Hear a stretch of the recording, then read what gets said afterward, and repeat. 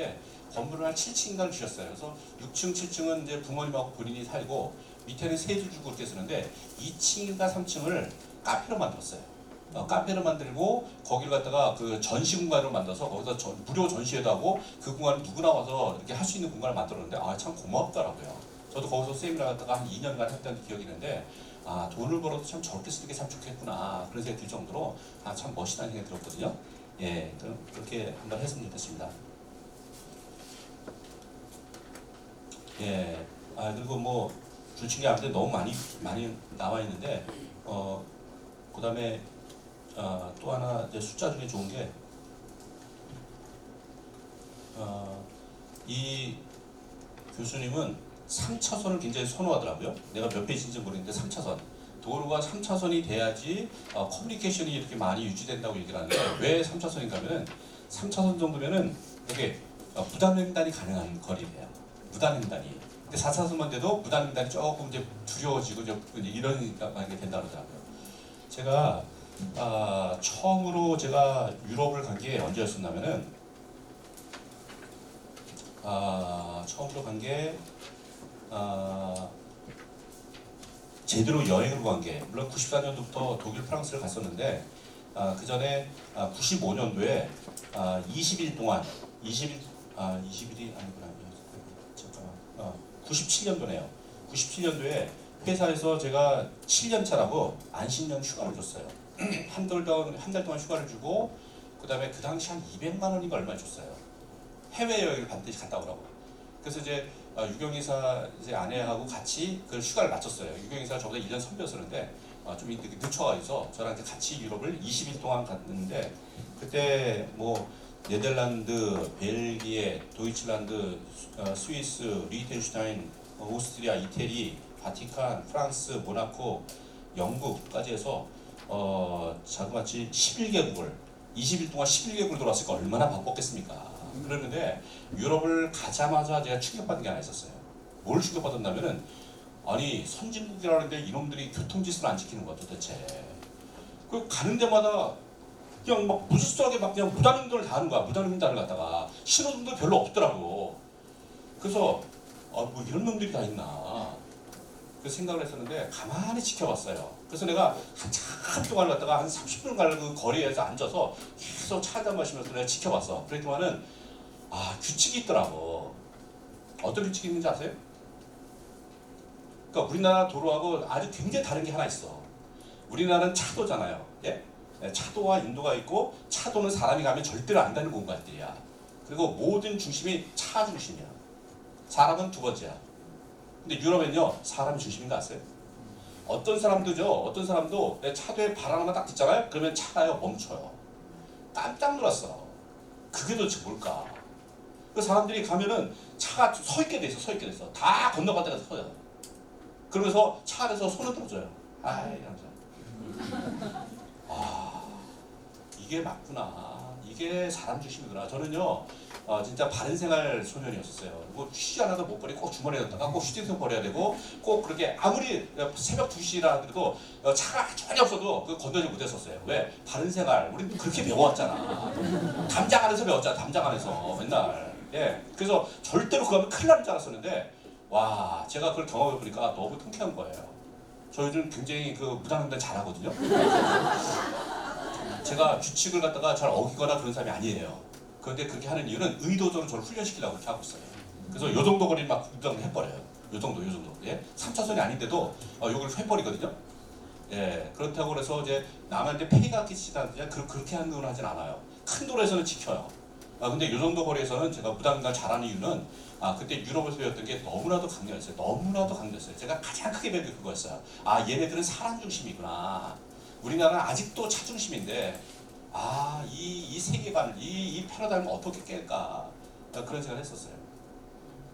제가 그 촌놈이 독일을 출장 갔다가 독일 출장 간 김에 우리가 하루가 일정이 먼저 끝난 거야. 그래서 고민하다가 우리 프랑스까지 가자. 그래서 프랑스 낭시라는 도시가 불과 한 30분을 가시는 거리야. 너무 아깝잖아요. 예, 독일까지 왔는데. 그래서 고민하다가 렌트카를 하나 했지. 렌트카를 해가지고서 오펠이라는 차를 탔는데 그게 국민차였었는데 저는 그런 것도 모르고 그냥 오펠을 tas지. 타가지고 이제 가는 도중에 뭐가 있었냐면은 그 아우토반이라는 게 있어서 야 우리 아우토반 타봐야 되지 않겠냐. 그래서 아우토반 갔어. 가서 쫙 가는데 아무리 밟아도 이게는 180km를 못 넘더라고요. 180 그냥 이게 언덕 내려가는 길에서는 한 190까지 나왔었어. 근데 200을 못 넘더라고. 그래서 우리 나름대로는 아주 줄을 삼켜서 이제 팍 밟으면서 이제 180km, 190까지 쫙 가고 있는데 뒤에서 번쩍번쩍 거리는 거야. 번쩍번쩍 비키라고. 그래서 그게 무슨 뜻인지 몰랐지. 그래서 맨 처음 몰랐는데 그래서 이제 나중에 이제 비켰지. 그랬더니만은 샹 하고 가는 차가 있는 거야. 보니까 페라리 이런 거 있잖아요. 250km, 300km 가는 차들. 예, 그런데 걔네들은 규칙이 있더라고요. 규칙. 뭔가 하면은 1차선은 주행차선이 아니라 추월차선이라고 해요. 예, 그래서 반드시 1차선으로 다니지 않고 이렇게 추월한 다음에 2차로 들어가는 거야. 또 쭉 가다가 또 추월할 때는 추월만 하는 차선인데 우리는 1차선, 2차선 구분도 없이 그냥 다니고 있는 거예요. 야, 이 공간들을 도로에 대한 공간들을 그렇게 쓰는구나.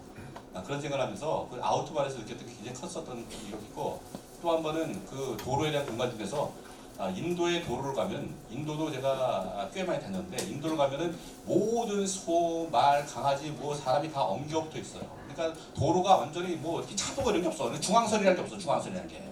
예, 중앙선인 게 없어서 근데 의외로요.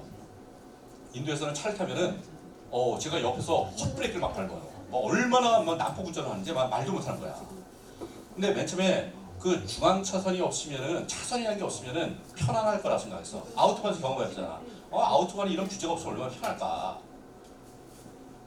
그런데 인도를 가보니까 편하지 않던데요. 차선이 없는데요. 얼마나 두려운지 아주 말도 못하는 거야. 차선이 없으니까. 그러니까 앞에서 차가 오면 마주치기 직전에 간 그 사람이 살짝 비키는 거야.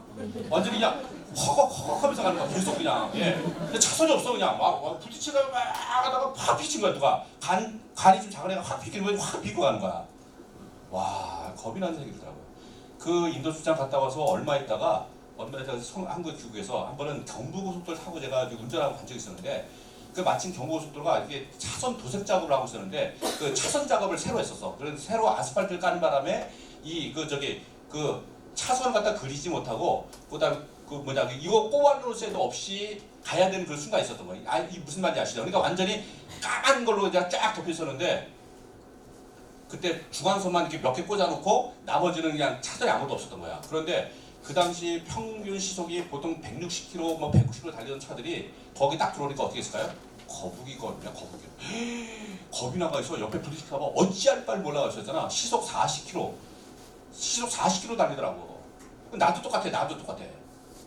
차선이 있다는 것은 규제라고 생각되고 1차선, 2차선 왜 이런 걸 만들었을까? 이게 규제다. 이런 거 없으면 얼마나 좋았을까 생각했었는데 와, 그 선이 없으니까 무섭던데요. 인생에 혹시 선은 좀 있으신가요? 내 인생에 차선은 좀 있으신가요? 그게 뭘까요? 아마 책이라는 것도 그런 선을 긋는 작업이 아닐까 생각되고 세계관을 여는 것들을 좋은 스승을 만나는 것들도 그런 차선 하나 갖는 게 아닐까 그런 생각을 합니다. 예, 그리고 자료 좀 나누실까요?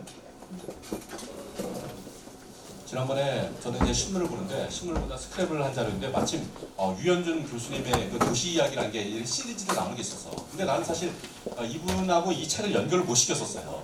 나중에 보니까 이름이 똑같네? 그러면서 이제 보게 되는데 이 책은 아마 이런 칼럼들을 많이 모아놓은 것 중에 하나라고 제가 알고 있습니다. 그래서 칼럼을 좀 이렇게 넣었는데 좀 중요한 것만 봅시다.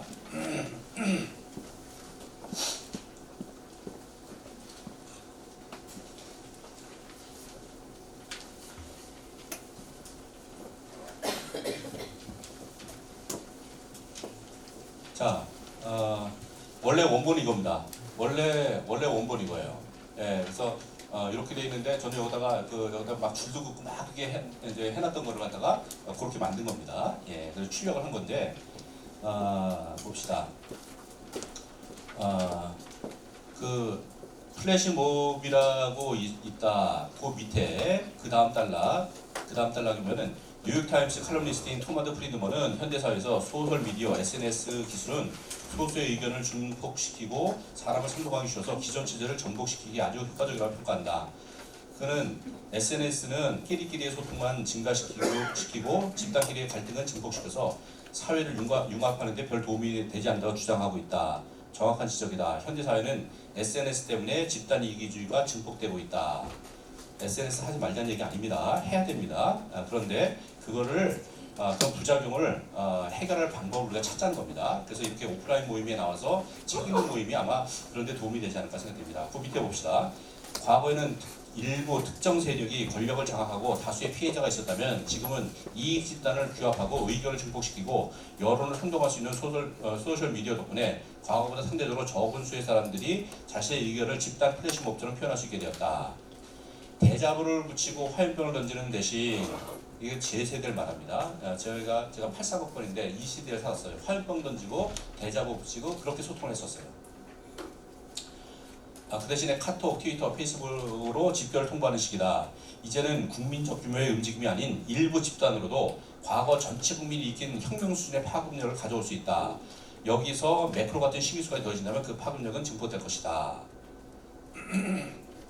1945년 이후 인류는 전체를 팔멸로 이끌 수 있는 원자폭탄을 가졌다면 21세기에는 SNS라는 기술이 사회를 팔멸로 이끌어야 할지도 모른다는 생각이 들 정도다. 뭐 그런 말이 좀 있고요. 뒤에 넘겨볼까요? 맨 위에 집단으로 모였다고 해서 모두 항상 선한 것은 건축에서도 집단 이기주의 공간이 생겨나고 있다.